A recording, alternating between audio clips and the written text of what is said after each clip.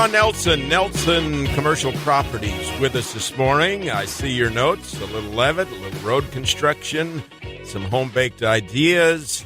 We got a lot to talk about. Always a lot to talk about in this vibrant community. So where do you want to start? Oh, man, last week, we've been talking about this Levitt, but it was kind of fun to pop the cork, so to speak, and get that thing kicked off last weekend. I wanted to go Friday, and it was the opening thing, just symbolically. I don't care who's playing. I just want to go to the first one to say I did it, Yeah. And we had a funeral come up, so we weren't able to go, my wife and I, but I encouraged my daughter, Lauren, to go, and she said it was fantastic. And so we were busy Saturday, got a late start. They started the Sunday one early at 5 o'clock, and I was playing golf with my daughter. She just decided to, for Father's Day, take me out, and time got away from us, which is fine. But we said, well, let's get there late. And, we got there at about 45 minutes supposedly left in the show. We're pulling our chairs out, and just as we're hearing them say, well, everybody, thank you for coming, and so they got done early, and so we haven't been to a show yet. We actually drove by it on Saturday night as we were out and about, just because I wanted to feel the vibe, and I tell you what, the vibe is cool. The vibe is cool, and that whole Levitt thing is truly, we've been saying it, but it's kind of one of those perceptions, versus realities, and, we've just been perceiving what it's going to do for our downtown. We still don't know, because, the Cascades is still going on. There's cranes and construction equipment all over downtown, and, face it, there's going to be for a while in our vibrant community, but just that whole downtown thing is changing and is going to continue to be, and it's a big thing for downtown. Don't get me wrong, Bill, but it's a bigger thing for just our city, for Sioux Falls. We had Jesse that came on, and we also had Sadie from downtown Sioux Falls, and both of them saying, there'll be plenty of parking. So with the fact that they almost overdid it, that there would be plenty of parking, I came downtown, did not go to the concert, and was right there by Frontier Bank, a little watering hole on Friday night. Yeah. And there was plenty of parking. I was surprised. My experience was the same. The Saturday, when I told you we just drove by and just kind of wanted to, check out the vibe, we drove by and I said, there's my perfect parking place. Let's just go. And we couldn't because we were doing something else. But I was pleased that I saw, just a couple of openings. And then Sunday when we went, same deal. We had no problem. They do a great job of, on the website specifically, have a little map of where, all the opportunities for parking are. And, there's several thousand people that come to a popular event, but, you disperse it out and it really is manageable, and so I guess to me, it's a huge deal for our city, and we're just in the second weekend of this. This thing's going to be around for a long time, but the message I think I want to just get out to the listeners is just support this thing. I've talked to several, actually my neighbor, we were out on a walk the other night, last night actually, and I just asked my neighbor, I promote this thing everywhere. I said, when we play golf, did anybody get to the Levitt this weekend? And, a lot of folks not only didn't go, some don't even know about it, so there's just a lot of people. What's the Levitt? How do you even spell it? People walking around this town in oblivion, and so I'm promoting it, so, but that's what I'm saying is just support it, Sioux Falls. We need to support this venue. Different music types. Absolutely. They started with gospel, which I don't think was a bad idea. Yeah. Particularly here, where religion is a big deal, and the music was different. They've got all kinds of formats. So, you just kind of look at the schedule and see where you want to go if you have a particular type of music that you absolutely must hear.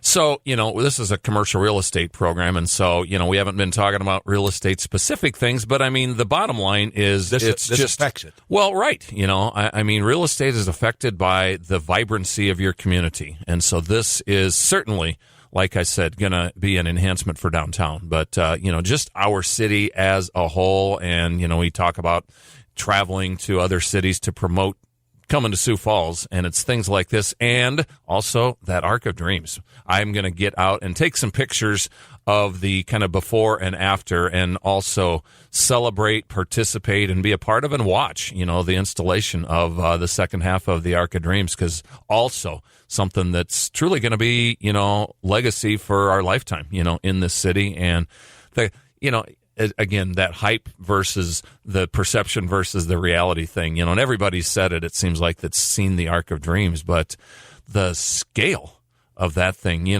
you can see the drawings all you want. You can, kind of visualize it and all that, but my goodness. With the lights, once all that the thing color gets that's up, with it's like I just got to go in that little 7th Street cul-de-sac there, just by Jesse's office, and just park and look at it and kind of marvel, And I've taken several people that are just in my car. I said, "Have you seen the Arc of Dreams or half of it?" And so the cool thing is it's kind of hidden between, some of the buildings and things. So it's not something you see all over the city from every vantage point. And so it just kind of, in my mind, makes it even more special when you get right onto it. You're just kind of, wow. And as you fly into Sioux Falls and land, guess what? You're going to see that Arc of Dreams. I mean, that is right in a flight path, isn't it? I have not done that yet, so that'll be really cool. We should alert the airlines, seriously. To point it out. Yeah, because I think it's so cool when I'm on a plane and a pilot just points something out, and I'm like, what a nice touch. That doesn't happen very often, and so get that on the Terry Schmidt list of to-do lists. There you go. Yeah. Ron Nelson Commercial Real Estate. How do people find you? We are on the web at N Commercial for short, and that's pretty much has all our contact information and ways to reach us, properties we're working on, and even podcasts and replays of this radio show. So you can go back and re-listen if you missed out. We had the superintendent of schools on as they were doing the groundbreaking for the new Jefferson High School. Yeah. First time in 27 years we've done that. Yeah. And question, and he spoke to Rotary, he's spoken to a lot of service clubs around town. He said, basically, we think we're okay for 10 years plus with what we're doing here with the school. You agree?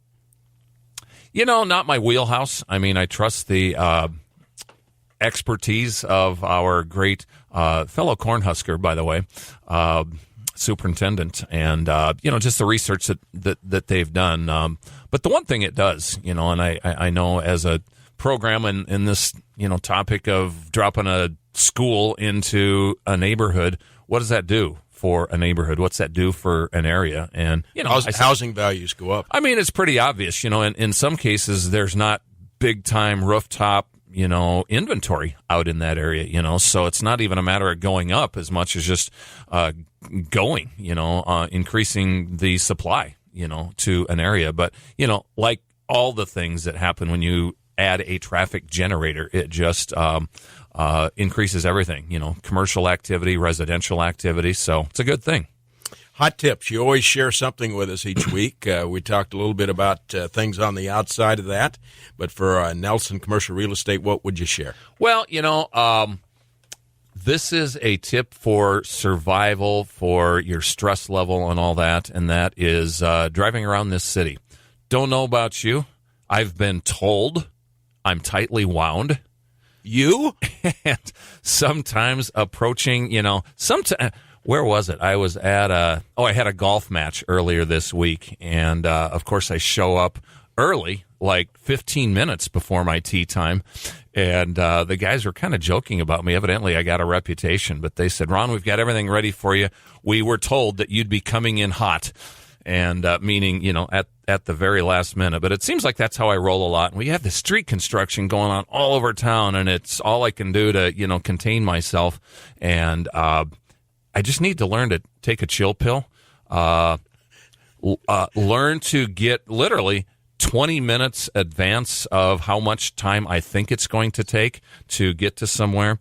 But again, we're talking about downtown, all the cranes, all the construction. Sometimes it can be aggravating. I'll throw out a couple of fun quotes we hear in kind of real estate and so forth. One that's kind of pertaining to construction. What's the biggest, kind of most overworked, overused slogan that pertains to real estate? What? Let's say it together. Location. I knew where you're going. Yeah. Very true. But, it gets kind of, worn out. Well, I'll give you the same kind of a similar statement as it pertains to construction. road construction to keep in your mind, and that is Sioux just very City? simply. No, we're not even going to go there.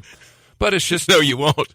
just when you get frustrated, when you're ready to take that chill pill, just in your mind, think short-term pain for long-term gain.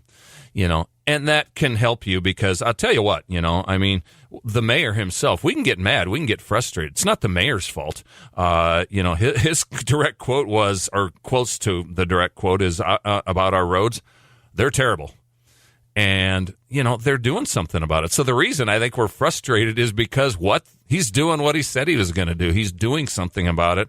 And guess what? It is going to be some short-term pain. But, think outcome, not journey. The outcome's going to be fantastic. The journey, right now they're milling 41st Street between Kiwanis and Western. It's a dust cloud. It's down to one lane. I'm like, what are they thinking? Again, it just gets me wound up. Guess what, Bill? There are alternate roads. There are alternate routes. And so, we just need to be, I don't like to suggest to people avoid certain streets, for the businesses that are on those streets.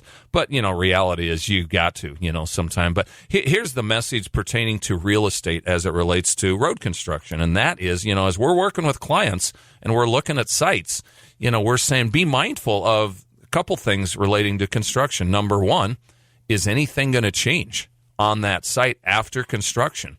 Give you a real quick example. Remember when it used to be the Sinclair or gas stop station right in front of the mall where Panda Express mattress firm is now? He's not there any longer because of the fundamental premise of his business, which is what? A convenience store.